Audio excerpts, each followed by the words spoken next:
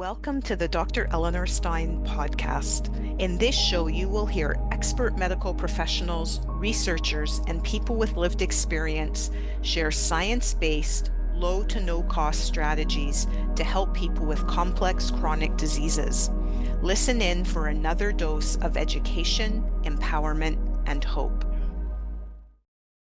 Hi, everybody. This is Ellie Stein here, introducing you to the Dr. Eleanor Stein podcast.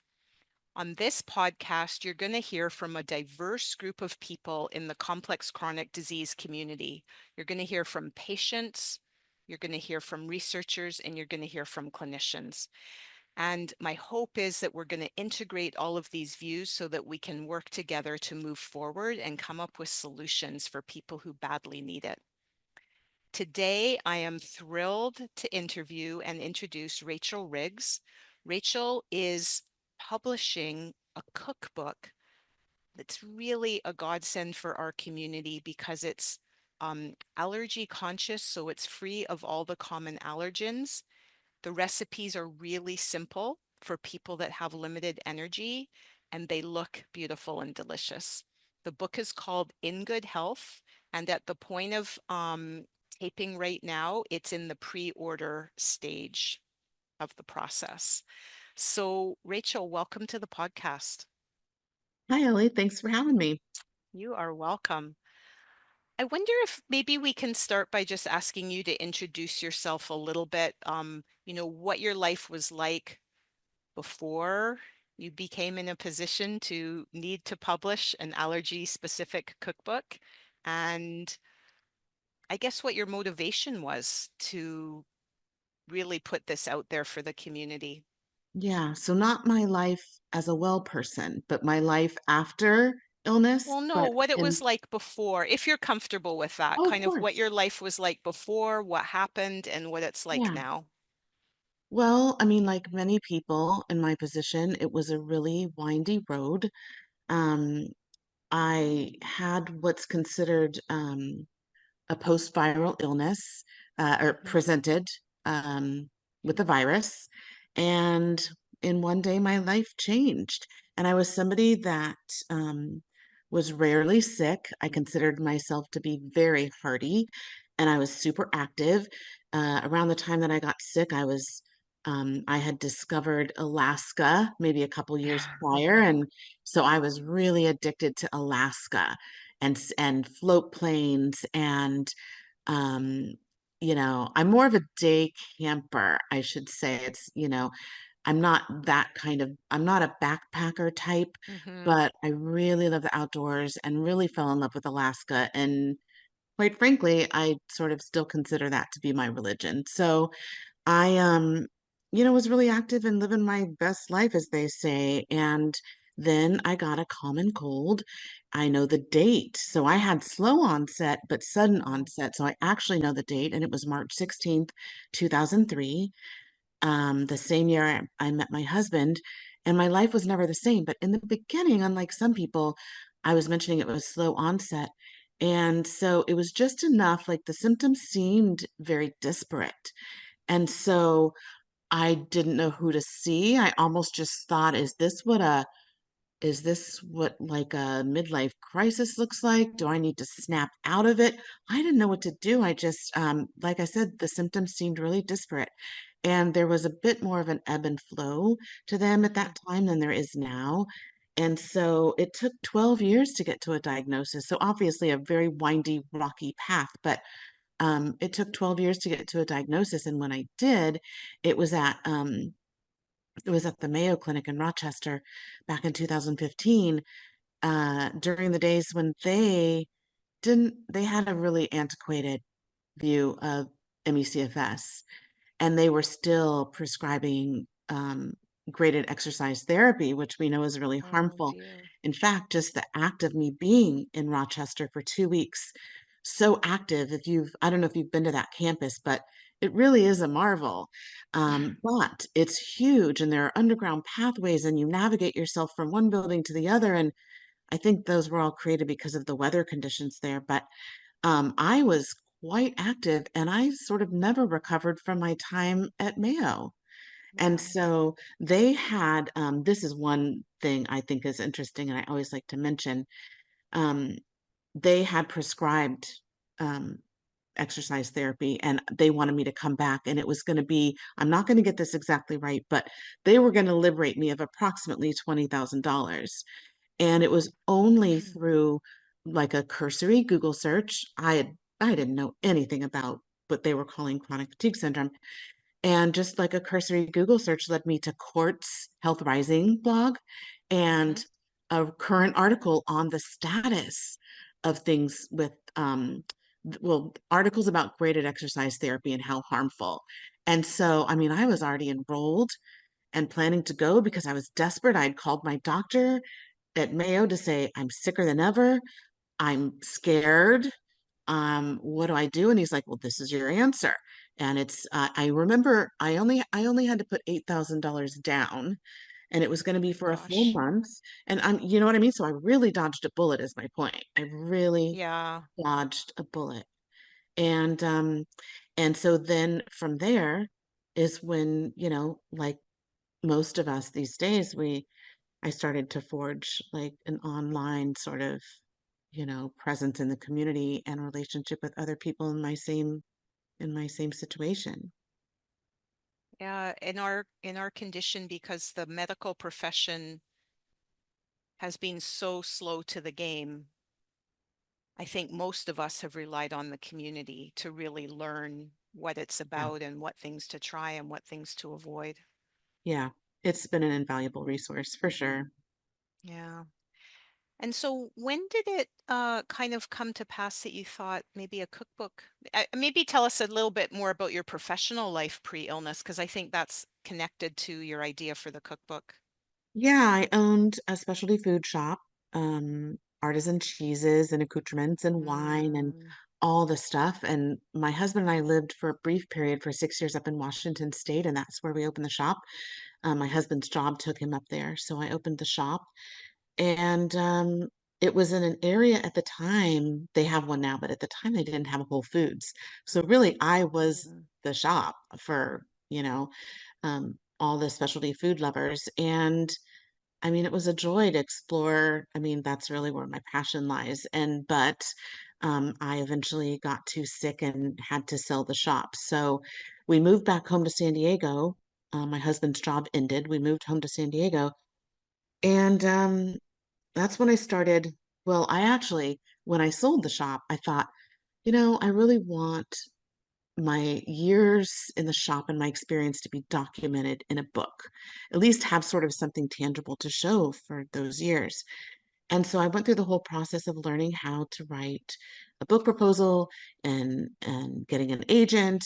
And we were just about to sign a deal with a publisher when I finally had to sort of come to I had to accept that I could no longer eat those foods.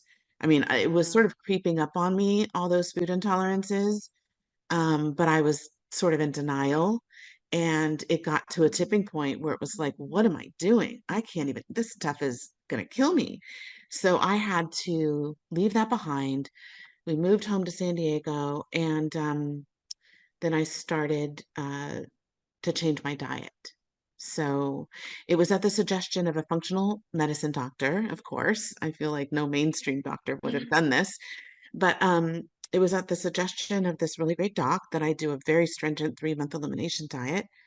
mm-hmm. And I removed, yeah, I mean, I know you probably know what that looks like. I removed a lot of foods and it was really hard, even the most innocuous seeming foods, like I couldn't even get sort of a tub of hummus from the grocery store. It would have citric acid or sometimes natural flavors, which we know aren't so natural. And so it just ended up that I can only eat foods cooked in my own kitchen. Right. So, yeah. So, really, what it was not my intention to write a book. It was that I started developing recipes just to feed myself. I needed to figure out a new way of thinking about food and to cook for myself. They, of course, had to be within my energy parameters. There's a Yeah. lot of, you know, parameters there. And I really thought, I mean, I remember where I was standing and what I was thinking when, because of my life in food, you know, I remember thinking it's over. I mean, it's that simple. It's over. And so it was, I think also it's fair to say it was a little bit of an identity crisis, right? And so I don't know who the hell I am anymore, but this is where I'm at, and I need to figure out how to feed myself. So it was really pretty simple. Yeah, that makes a lot of sense. And I think some of the best contributions come from things like that, where we have to figure it out for ourselves. Yeah, And so they were therefore super motivated. And then once we figured it out, I mean, I guess that's what I'm doing, right? I've spent yeah, 37 years with illness, and I've had to figure a lot of things out. And then I decided to share it with others. yeah. I mean, yeah, that's really great. And so, I started developing these recipes, and at first we're talking sustenance, right? Like just Yep. bare sustenance. And then as I regained my footing and recognized that some of these recipes were really good, I kind of surprised myself. And once I accumulated, like, I would say 30 recipes, I thought, well, it reignited that fire in me to write a book. I mean, I just thought these are too good not to share. There are other people in my position. They need resources. I already know how to write a book proposal and get an agent and all those things. And so that's what I did. And I was able to do most of, not really the writing of like the front matter for a book, but like the recipes, I was able to do really at my own pace as I would cook sort of naturally to feed my husband and I. We did it at a pace that allowed us to be able to consume most of the foods as our daily meals and not have, right, instead of Yeah, yeah. creating food waste.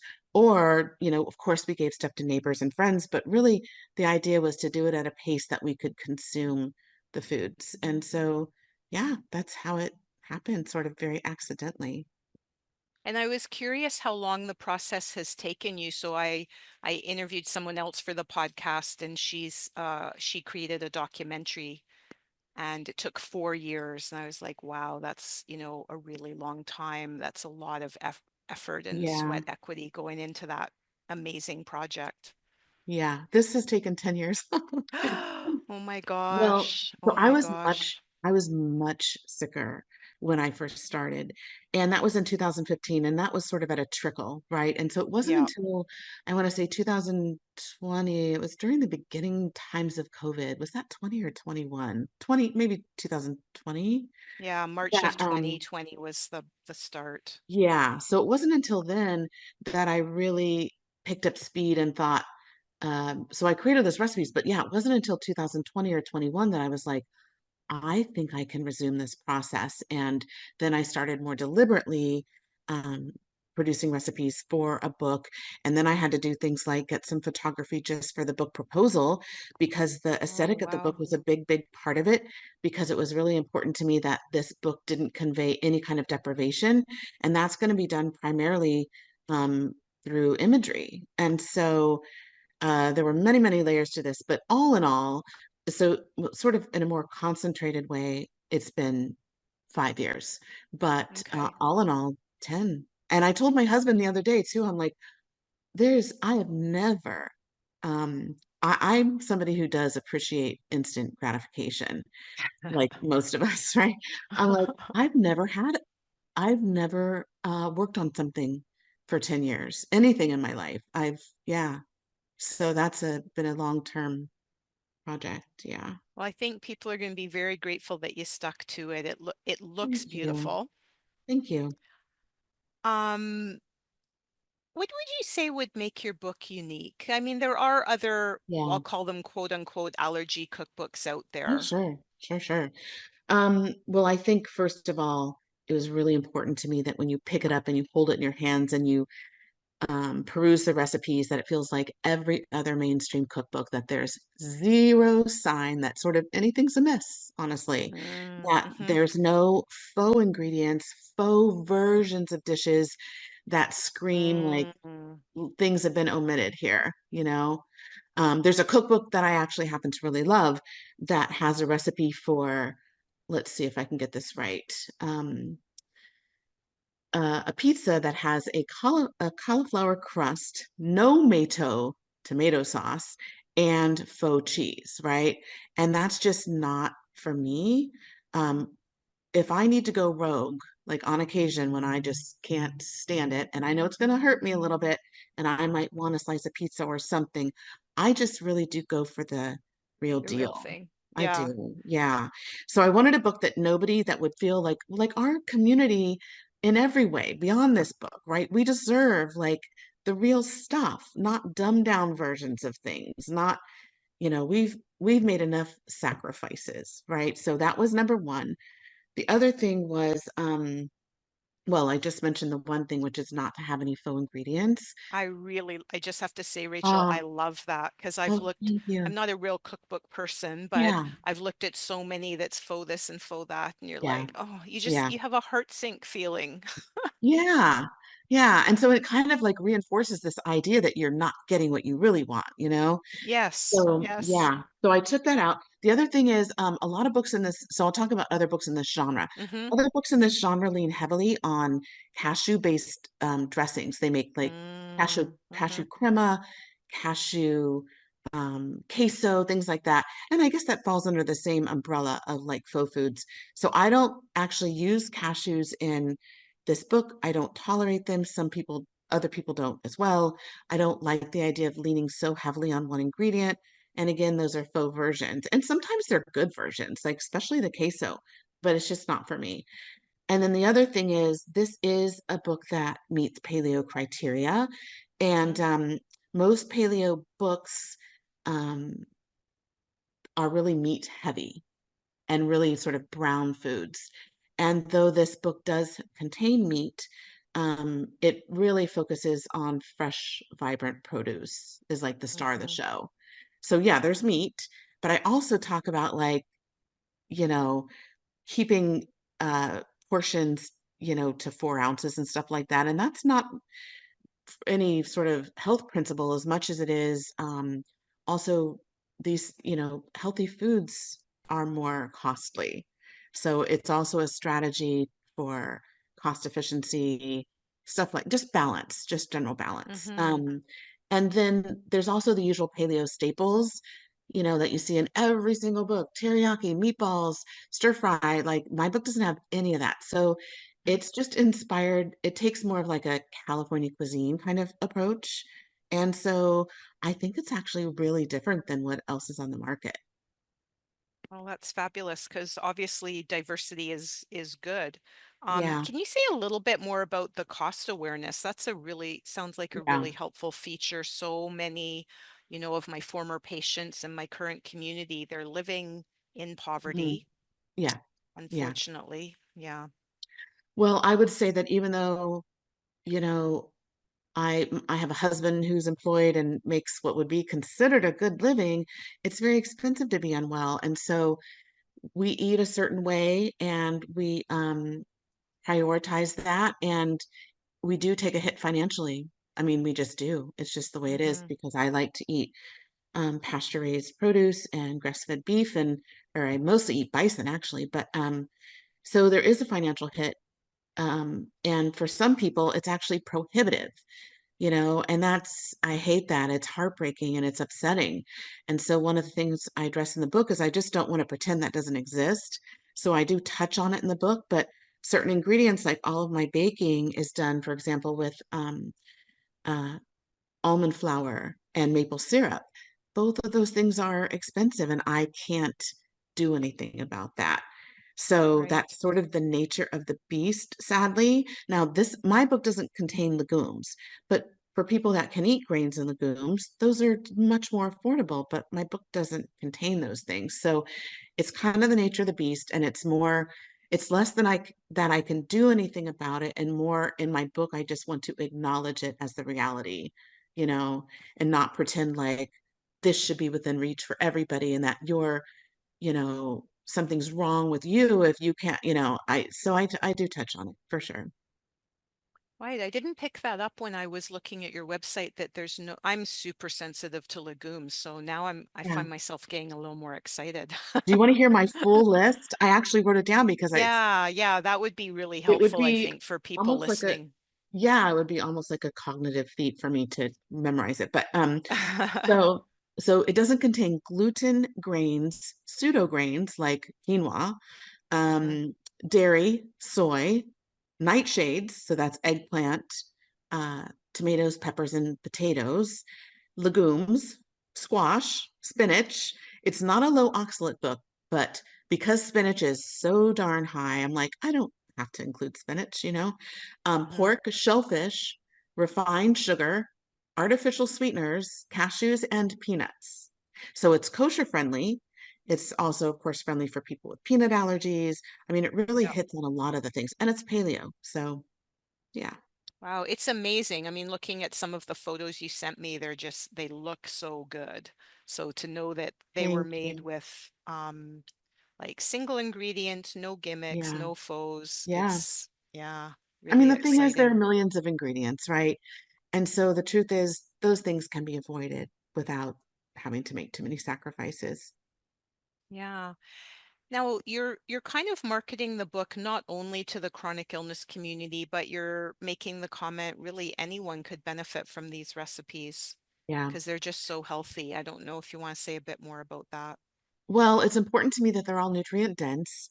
I Yeah. mean, there's going to be a couple things like, okay, coffee granita that's made with cold brew coffee and maple syrup. That's not going to be super nutrient laden, you know, but for the most part, they're really nutrient dense. And I think more people are understanding what our food supply is like these days, that it's no longer enough to just eat like our grandparents, the toxic load of our current environment. Like we need, so even a well person needs more nutrients than they think they do, you know? And so Hmm. more people are turning to nutrient dense foods. Of course, I live in California where this is kind of a way of life for many of us, well or unwell.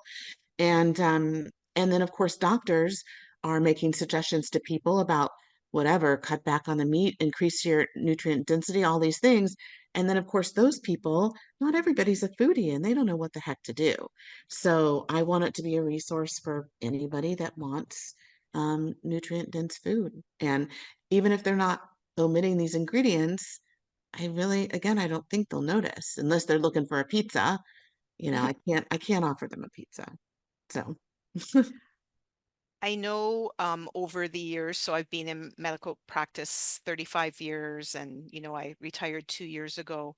Probably one of the most frequent questions I got from patients was, what should I eat? yeah, And I'm not a foodie. That's not my yeah, expertise. So I'd be like, try to find a good cookbook. Now I'll be yeah, able to kind of direct them to yours.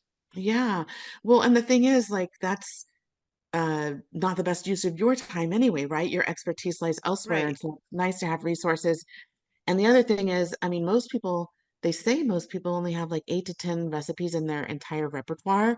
So every recipe won't be for everybody. But if somebody finds, just a handful of things that they love and can become perennial favorites, I think that's a huge win. I mean, how many Absolutely. I mean, I think when we really ask ourselves, how many recipes do we make on repeat? Not that many, you know. So, and one of the things that the book tries to accomplish is a lot of people have asked, like, how do the recipes come to be? What's your process? Sometimes it started with just one ingredient because I wanted to increase the um, diversity in my diet. When you start removing a lot of foods from your diet, you also have to worry about, you know, balance. And so sometimes it started with a single ingredient like jicama. Okay, I can tolerate jicama. I know it's really good for gut health. I created a salad. It's called the Baja Chop, and it's built from the jicama up. And so a lot of the recipes came to be that way, like one with baby Hmm. bok choy. I discovered baby bok choy after not really loving regular bok choy. But then I was like, baby bok choy, where have you been all my life? And so, right. And so it's a lot more kind of sweet and tender. And so it's a nutritional powerhouse. And I built that recipe from the bok choy up. So a lot of things came to be that way, like being able to have some diversity. And if your doctor tells you you need more cruciferous stuff, well, there's a ton of cruciferous. If they say you need more, brightly colored vegetables, you can really navigate that way, I think. And then desserts. Let's face it, like there's no, it's not a sustainable endeavor to just remove everything good from your diet, say you're never going to have that's just not sustainable. And so that's what a lot of this was predicated on too. How to make Yep. this, anybody can do anything for 2 weeks. We've all done the cabbage soup diet, but it's not sustainable. So the desserts, I think, make this sustainable. Yeah, that's fabulous. And you also talk about somewhere like it's really focused on what you can eat rather than what you can't eat. Yeah, I exactly. just went, oh, yes. So I don't know if you want to talk a little bit more about that. Well, I think that falls under the same thing we were saying is like creating a book that, well, there's just so many ingredients, right? I don't need to Yeah. highlight what's missing. I'm going to highlight what's there and make it look really pretty. And hopefully, yeah, you won't notice what's missing, you know? It's not, nobody's going to call attention to the fact that there's no pizza. There's a ton of great, I think a lot of people like main dish salads these days that you can kind of throw together and then have like a protein on hand, like to shredded chicken breast or something. So, yeah, I mean, I think the focus is on what's in it and what's not what's been omitted. It's so important just as a bigger concept in the community. Like I really learned through my practice helping people, and I learned it from patients, right, who were already really good at this and kind of blew me away. That focusing on what you can do is a much, I don't know, happier and more positive way to Yeah, live than focusing on what you can't do. So this is really yeah, fitting that ethics so well. yeah. That's how, um, well, that's how I've survived this thing too, right? Yeah. Creating like the richest indoor life that I can have. And I write about that in the book too. How do I create a rich life, at home? So, yeah. Yeah. I wonder if you could say something. You also shared with me that you do some volunteering and you moderate some forums online. I'd be really interested to hear more about that. Well, I think the first thing I did, as I mentioned, I was diagnosed in 2015. And so at the beginning of 2016, I was feeling sort of lost, trying to find my footing. And it just so happened that Dr. Robert Navio published a study, um, based on MECFS that I stumbled upon. And noticed that he was in San Diego like me. And so I thought, oh my gosh, he's in my own backyard. I can't believe it. And I wonder if he would give me a tour of his lab. And so a tour of his lab led to me becoming his, um, uh, study coordinator. And so I was Wow. able to do that from home. And it came really at the perfect time. They were starting this, the Metabolomics study. They didn't have a coordinator. You know, when I proposed it, he laughed at me and he was like, oh, people, yeah, people all the time tell me they want to volunteer, but they don't usually follow through. And I said, no, no, no, you shall see, you know. And it just turned out to be, um, just really serendipitous. I mean, I needed a sense of purpose. I think that's one of the things we find ourselves without a sense of purpose. And yeah, it was like came at the right time for me. Yeah. That's really amazing. So I didn't know you were connected with Dr. Navio. Anyone who Yeah. follows me knows he's one of my big heroes, and I talk about Yeah. his work a lot. But a study Yeah. coordinator, I'm also involved in research even right in the Yeah. moment, and study coordinator can be a pretty big job. Well, I was able to do it all online. I enrolled. I mean, the truth is, I can't tell you how many times I think I mentioned I was a lot sicker then than I am now. Yeah, I mean, I'm yeah. still housebound. I've been housebound for 12 Wow. years. But I said endless times, this is going to kill me. And yet, of course, I was, um, deeply committed to it, right? And so a lot of people that participated, a lot of people in our community that participated in that metabolomic study were very severely ill. So yes, it was incredibly challenging because I had to find places in their location, which I'm not familiar with, for them to get a blood draw. There were a lot of specific parameters, something very specific about the centrifuge that was difficult to nail down. Um, we needed mobile phlebotomists. So, no, it was incredibly challenging. Wow. But at the time, it was the only thing on my plate. It gave me this sense of purpose. I adored and do adore, of course, Dr. Nadio and his wife, Jane, who works with him. And Yeah. so, no, it was. It was wonderful. And then I went on to work on their autism prediction study as well. And that was, challenging for me in my position, but that was mostly just enrolling people, convincing people that nothing bad will come of this because people are worried about giving information to the government and they Yeah. had to be in California, so that was a little smaller scope. And then since then, I've kind of assumed the role of community liaison and mostly just Oh, try to wow. foster relationships with potential donors. I brought in some big donations and from donors um, and yeah, that's been my I work with just, him. they say this to vets all the time, but I just want to say thank you for your service. I mean, Oh, Dr. thank Navio's you. work is so pivotal in our field, and that you had such a major contribution to it is, Thank you. yeah, I mean, the thank truth you. is, I feel really like the lucky one, truly, so thank you. Yeah. And I don't know if you want to say something about some of the online groups that you're a part of, or kind of Yeah, well, there's what your goals are with those groups. I play a very tiny role in MECFS San Diego.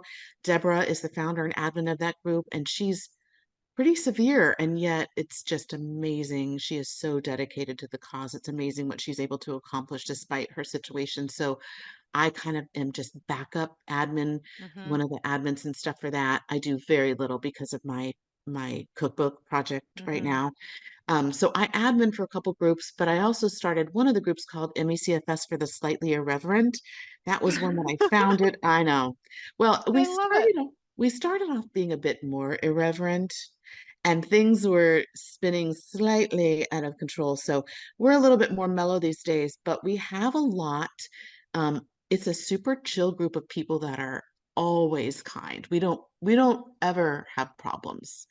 And that's really nice. I mean, never. And it's a solid group of people many of whom have been around in this community for a long time.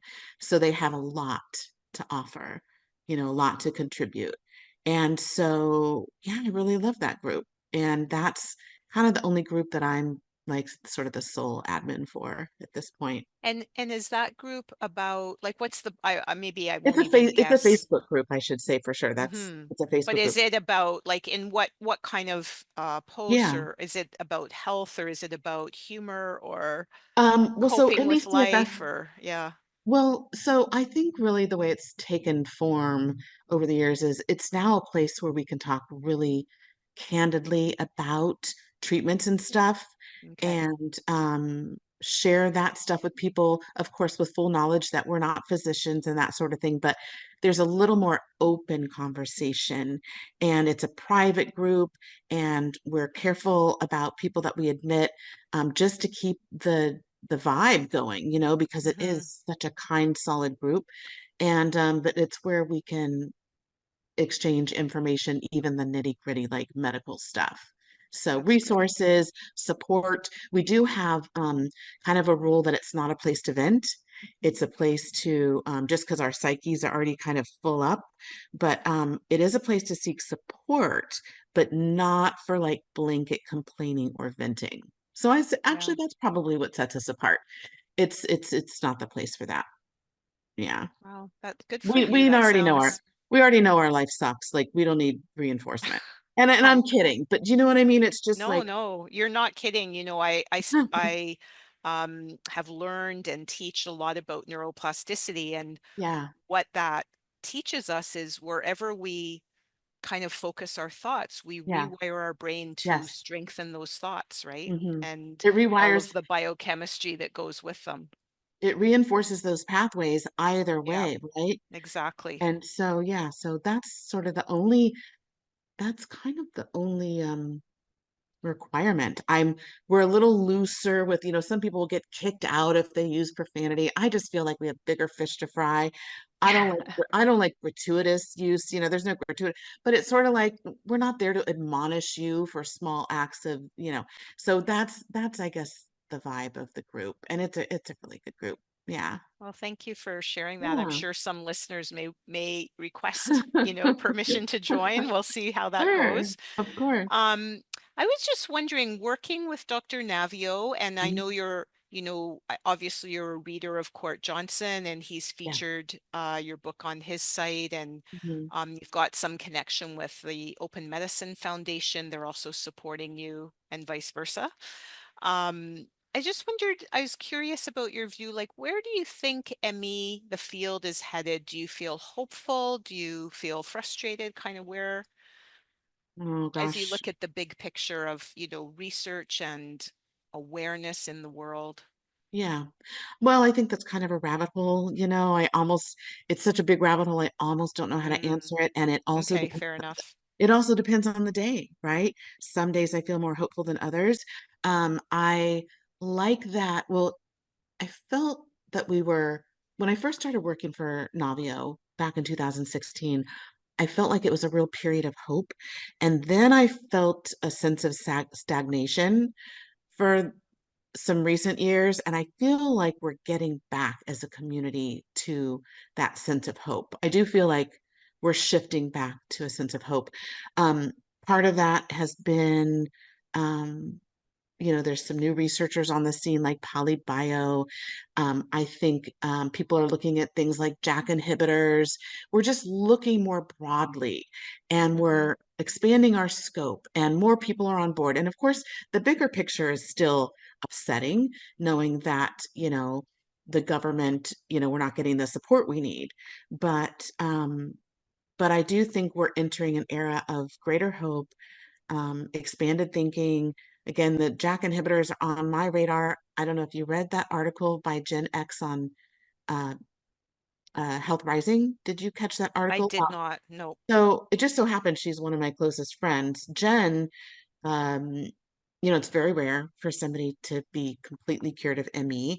Oh, And sorry, I did read that. yes, I did yes, read that yes. story. That was very exciting. So Yeah. she is still um, uh, I mean, we talk daily, and she has since had COVID and food poisoning and all kinds of things and still maintains her remission state. So it's pretty hopeful, but we're all so different. So I did replicate her efforts. I did do the same JAK inhibitor for 66 days, just like she did, Hmm.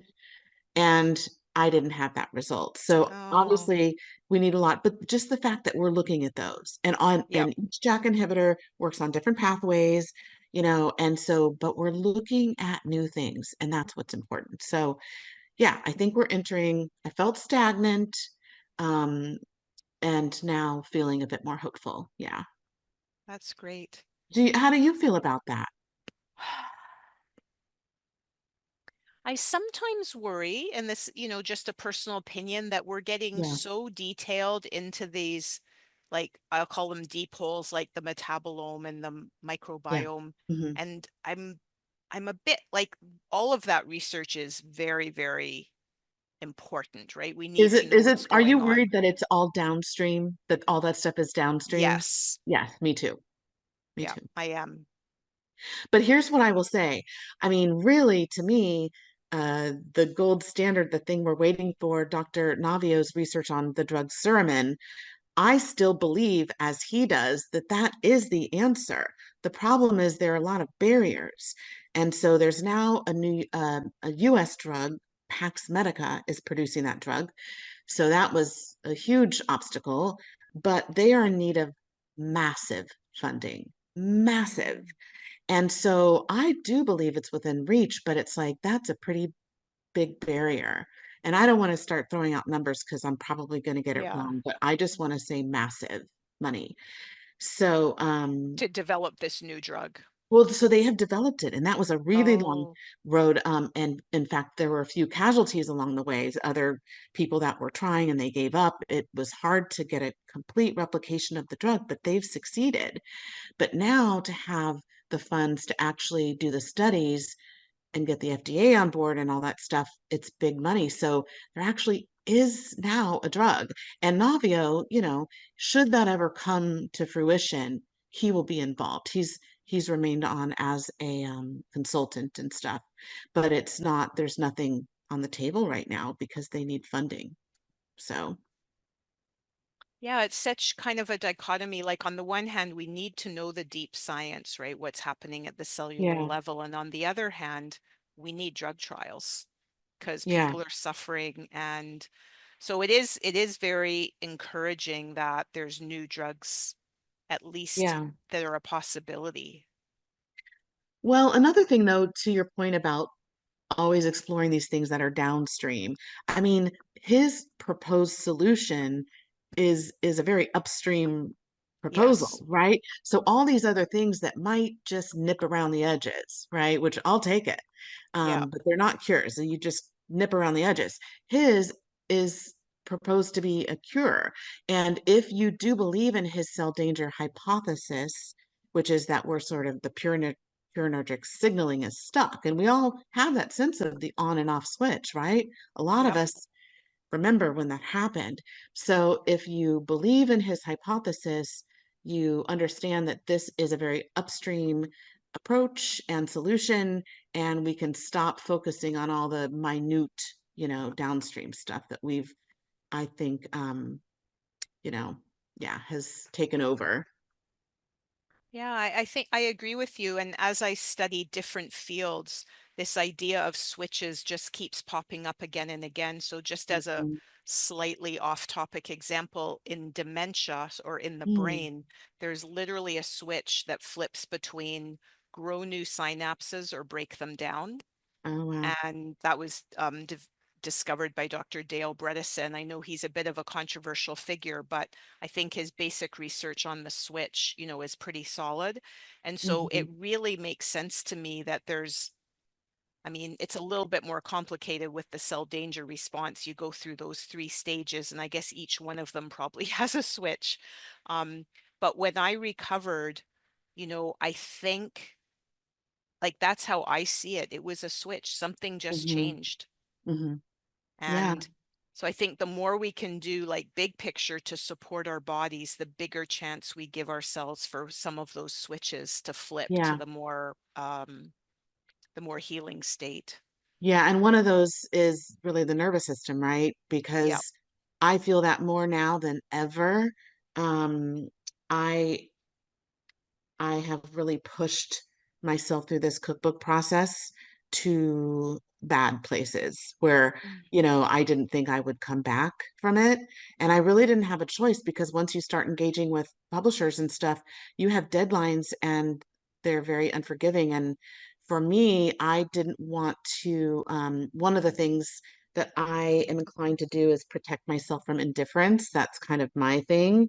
I've Okay. really learned that. And so it's not something I ever wanted to discuss with my publisher. I didn't ever want to ask for accommodations. And I have been under the gun with, deadline after deadline, and it's been really injurious. So, sort of right now on my radar is the fact that in about maybe just in a couple weeks, the production process, like every bit of the production will be behind me.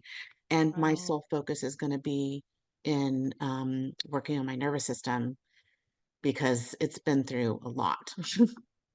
Yeah. So, Well, again, thank you for putting that effort out there, because a lot of people are going to benefit. But I'm a doctor first, so I also have to say yeah. I'm glad you're looking after yourself. Yeah, thank you. And I'm going to explore that area. And I think it's an area that you also have explored. Is that true? From Which area? just like nervous system. Well, you touched on Oh, it yeah. earlier. Yeah, absolutely. So, yes, big picture, I'm a psychiatrist actually, so Oh, very wow. interested in the nervous system. Yeah. Yeah, And I yeah, think also, like, again, with 35 years of experience, I can see that the people who are able to calm their nervous system or regulate, whichever word appeals, yeah, they do better. yeah. Not And to is say that, that's the whole answer, it's just one aspect, but it's definitely an important part of the big picture. I'm curious to know because I have hyperadrenergic POTS. Is Mm. that a hyperadrenergic POTS thing, or is everybody in our community affected equally in that way? No, we're definitely not, we're all so different. I've worked with people who are so chill, whether or not they have a daily practice. Yeah, That's just kind of how their system is wired. So yeah, one of the things I believe strongly is that we're all different. And so yeah, when people say, oh, we're all type A or we're all like this or that. I Yeah, just don't that's not think true. that's the case. I think Yeah. we're all individuals, and unfortunately for some of us, we have multiple stressors that build up, right? And Yeah. the pile gets big, and then you have that last straw, like the infection, the cold, the virus, whatever. Probably isn't the whole picture. It's that we became vulnerable. Like I got sick during residency. Well, I don't need to Mm. tell you that's a pretty tough Oh road, yeah. right? You're not getting Yes. sleep. You're up every fourth night. There's Yeah. huge amounts of deadlines. You're working super long hours. There's no ethic in medicine of self-care Mm. whatsoever. So, in retrospect, having learned everything I know now, it's like, no big surprise. Not everybody is built to withstand that, I imagine, right? Exactly. It's like a really, really long hazing, That's, right? yeah, like a 12-year long Yeah, it's hazing. like a 12-year hazing. That's exactly right. And it almost is like that. Like that's actually the perfect word to describe it, because there's this ethic that you have to be tough. And when when you're the student intern, you have to do all the, I'll call it the shit work. I don't know if that's Yeah, allowed on for podcasts. sure. And um there's just no concern for your well-being whatsoever. Yeah. Yeah. No, I hope that will change over time. I don't know how it will be given the demands of that, but yeah, It's just in already general, changing. I it would say is. this generation of physicians is just not willing to work those kind of crazy hours, and they want Yeah. holidays and they want to have a home life. So I feel actually very hopeful in that regard. Yeah, I hope so too. We have the doctors that are great and take care of our community. We want them to be okay too. Yeah. So just to wrap up, and Yeah. again, thank you so much for all of your time.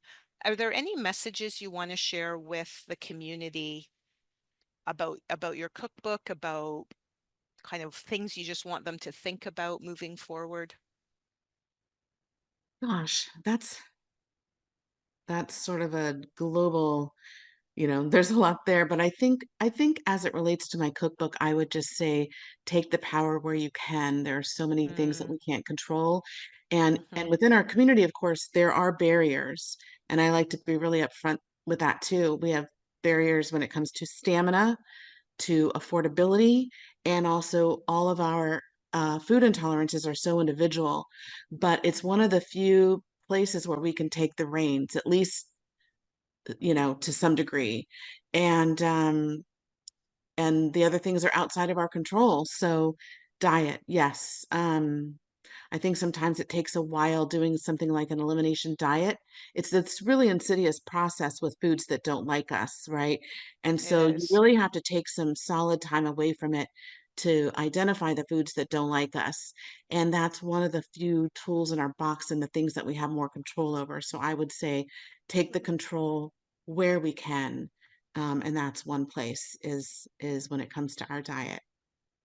And I would just say I think that is a more global statement of going through life in general, right? Take control Yeah, where you can. yeah. So, and I don't know, I haven't shared this with you, Rachel, but for me, diet was my turning point of Ooh, tell us recovery. more. Tell us way more. Yeah. I mean, tell us Yeah. everything. Oh, well, I mean, I had, try to keep it a little condensed, but I had Sure, been sure. plodding along for 27 years without any real change. Okay. Like I would try this, and I'm a doctor. I have Yeah. access to amazing information. I've read tons of Hmm. papers and all this and that, and I would try things. I would go to conferences, a lot of alternative functional medicine, environmental medicine, where they're dealing in supplements and all these things, and Hmm. nothing really, I think it kept me going, but nothing really moved me out of that really feeling pretty crappy every single day.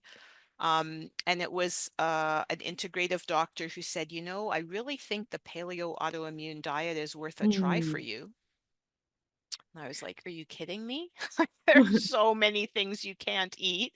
That was my initial focus. But I Yeah. thought, well, I've tried everything else. And it was a very, very slow process. It was a year and a half between the time I started, and I didn't stay on it because it made any difference to my ME symptoms, but my skin got better.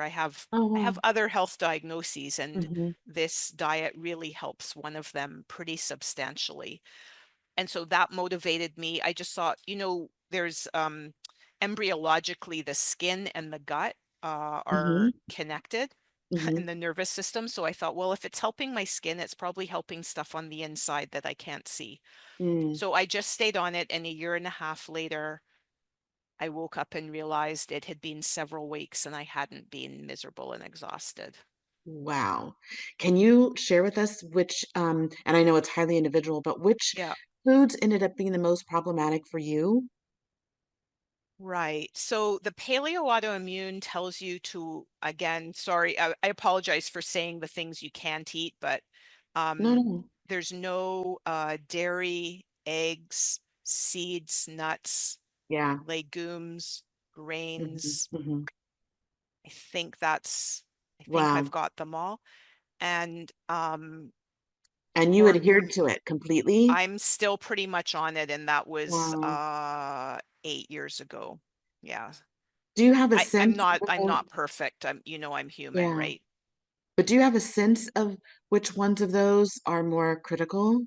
I would say for me, legumes are absolutely the worst. So when you Wow. talked about hummus, I was like, yep. But for me, it's not the citric acid, it's the Yeah. chickpeas. Yeah.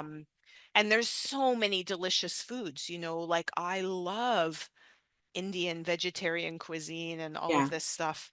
So it's really hard to stay off it, but I've just done the experiment over and over, and every time I cheat, and it's never just once because I'll eat it and I'll go, "Oh, I'm cured. I can eat this now." Because for me, Oh, yeah.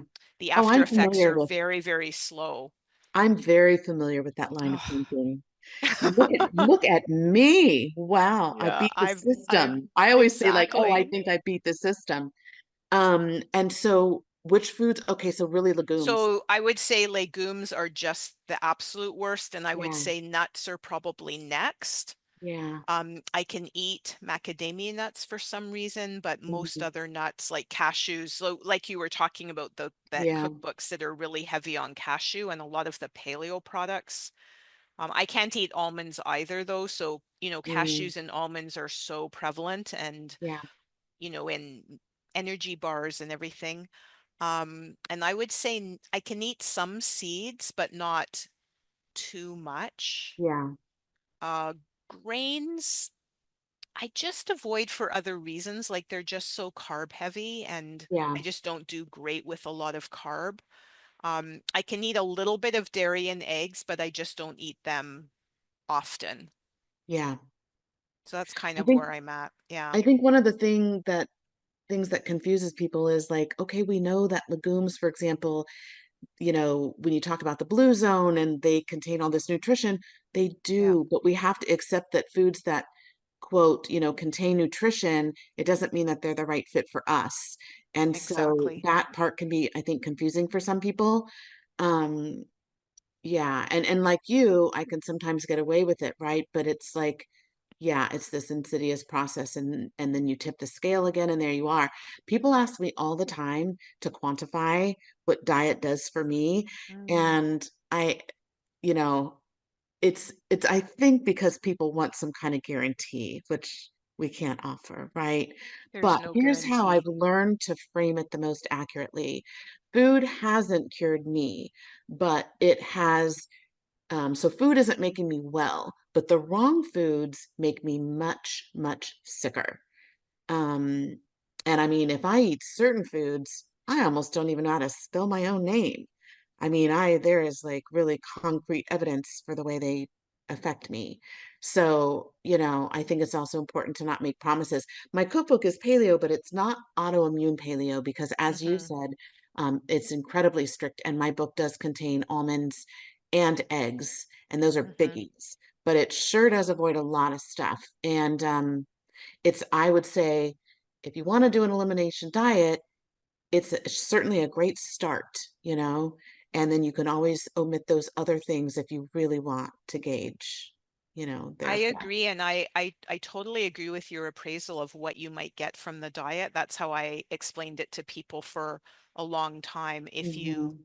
for me, if I eat those foods, it's a downhill a downhill Yeah, slide, and yeah, I just lose my energy. You know, the thing I value so much about, I'm not going to say 100% recovered, but being a lot better, yeah, is just to wake up in the morning and have energy and not have to yeah. parse out every minute of the Hmm. day, you know, how I'm going to spend it, and to Yeah, have that heavy brain fogged head that I have to like fight through every moment. So those are the things I appreciate the most, and those are definitely impacted. But I'm not saying diet's the only thing. Like you sure. can imagine, I've got a pretty Yeah, mm, pretty big self-management plan going on that I yeah. follow every day, but it's definitely one of the bigger parts for me personally. But I really love that you're talking about that, because so many people still aren't willing to look at diet, and it's everything from, hey, I've already given up so much, I'm not giving up my food, right? To the Yep. fact that because they might go off of something for a day and they don't see a result, you really have to stick with it for a while to see the full benefit. it's Like it's for a me, it was commitment. a year and a half. Yeah, it's a commitment. You have to just steel yourself, dig in and just decide, whatever that looks like for you, whether you're just going to omit one or two foods. Um, but yeah, it is a tool in the box for sure. So And I I, know we've gone, sorry, go oh, ahead. have we gone over? Okay. It totally fine though, because this has all been really, really interesting. But you just gave me an idea that I didn't think to ask you about earlier.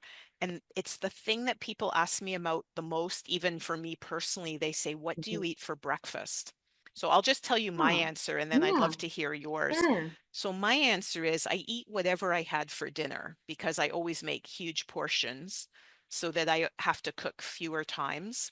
And I eat meat, vegetables, and fruit, and that's what I eat for all my meals. So it's Mhm. taken a mind shift, you know. We have this thing in our society that certain foods are appropriate for breakfast and certain ones for lunch and certain Yeah. foods for dinner. I'm like says who? No, oh, totally, says who? Seriously. Just like there's dinner for breakfast, there's uh or no, what is it? Breakfast for dinner, Yeah. there's also dinner for breakfast, right? Yeah. Well, I do take a more traditional approach, not intentionally, Okay. but it's the way I like to start my day. I have the same smoothie every day. I have Okay. wild blueberries because they have double the antioxidants of conventional blueberries. And they're frozen, so they add that nice texture. And I use a banana, which I have to use one. I prefer a ripe banana for the Yeah. sweetness, but I have to have an unripe banana. I have come Oh, to realize that a ripe banana has more histamine and it contributes to my migraines. So I have frozen wild blueberries, banana, and pure hemp powder, which I like because it's a complete protein and it contains, and I'm going to forget what Navio told me it contains, but um, endocannabinoids. Yeah, yeah, endocannabinoids. yeah, yeah, yeah, yeah. That Yeah, makes and sense. and it's a Hmm. more, the protein powder situation, it's highly individual and it's hard to get a clean one. I think hemp is one of the cleaner ones.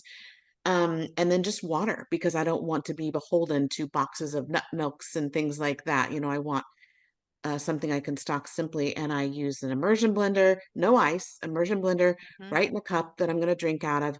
And part of the reason for having the same thing every day, first of all, I don't get sick of it. My husband and I kind of marvel at the fact that, like, we don't get sick of it, but it takes one thing off my plate every day. It's hard to make three individual meals every day, wonder what they're going to be, procure the ingredients. So it takes that off the plate, right? And then I Yep. just have to worry about lunch and dinner. So I have that every day. Now, the one thing I do to slow down the absorption um, of the banana really is Brazil nuts. So I get my RDA Mm, of selenium and a little bit of fat to slow down the absorption from the fruit by sort of munching on Brazil nuts while I make the smoothie. So, you know, great. Thank you. And is yeah, the sorry, smoothie recipe in your complicated. book? It actually is in the book along with all my sort of very um all the tips to make it as easy as possible and that sort of thing. So That's yeah. fabulous. So probably people are going to want to know how to pre-order your book. And when will, oh, it's coming out in September 2025, yes? It's coming out in September of this year. It's Mm-hmm. available for pre-order. Pre-order is actually a really critical period for an author because Okay. it directs the publisher as to how many books to print. And so right Oh, now it's a very critical period. If they underprint books, then if you sell out, it takes 3 months to get more books. So it's just, even though it's pre-order and somebody might think, why would I order now? Well, you do get the lowest price by pre-ordering, and and and it's also very helpful to the author. So it's available anywhere books are sold. I have checked a lot of international sites, and you can find it internationally too. Not quite sure if you fabulous. can find it yet in Australia, but it's on Amazon Canada. It's on the independent sites in Canada as well. Also the UK. It's been ordered from Belgium. I've noticed everything in the US. I mean, it's widely available now. So yeah, That's can be fabulous. pre-ordered. Yeah. Yeah, yeah. And if I know you have limited energy, so if people want to contact you or reach out to you, what's the best way to do that? I actually really love that, particularly if there's some food lovers out there. That's Okay. something, it's an area I'm really starved for food conversation, because even people in our community who were food lovers, they're not necessarily still food lovers because of all the restrictions. But yeah, people should feel free to reach out to me. They can probably easily Google me, but they can find me on Facebook, on Instagram. I've got a newsletter. I've got a website. Um, any of those ways, I get emails from people with all kinds of questions, and I welcome them. So, Great. Thank you so much, Rachel. This has been a pleasure, and I get especially excited when our yeah, conversation goes in unexpected directions. yeah. So thanks I, for s- that. I so appreciate you having me. Thanks for including me in your community. I appreciate it. Oh, you're welcome. Welcome to the Dr. Eleanor Stein podcast. In this show, you will hear expert medical professionals, researchers, and people with lived experience share science-based, low to no cost strategies to help people with complex chronic diseases. Listen in for another dose of education, empowerment, and hope.